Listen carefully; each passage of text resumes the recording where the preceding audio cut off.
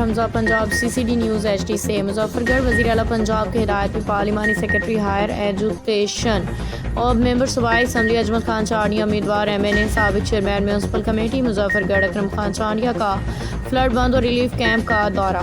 انہوں نے فلڈ بند چک روہاڑی، فلڈ بینک بند سنکی، ریلیف کیمپ مراد آباد، فلڈ بند بستی درڑمری، ترڑ مراد آباد، فلڈ بند بستی بھٹیاں والا، میزا بیٹ موزہ جڑ کا دورہ کیا۔ ریلیف کے کاموں سپر بند کا جائزہ لیا۔ اجمل خان چانڈیا نے کہا کہ بیٹ کے علاقوں کا انخلا پہلی ترجیح ہے۔ لوگوں کو اعتماد میں لے رہے ہیں کہ لوگ اپنے مال مویشی کو لے کے ریلیف کیمپوں میں آ جائیں۔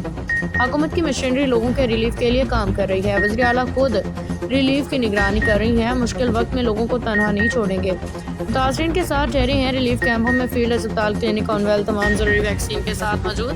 ریسکیو 112 لائیو اسٹاک اریگیشن ضلع انتظامیہ کی ٹیمیں فیلڈ میں موجود ہیں۔ کمزور پشتوں کو مضبوط کرنے کے لیے ہنگامی بنیادوں پر اقدامات کیے جا رہے ہیں۔ رپورٹ رانا میر۔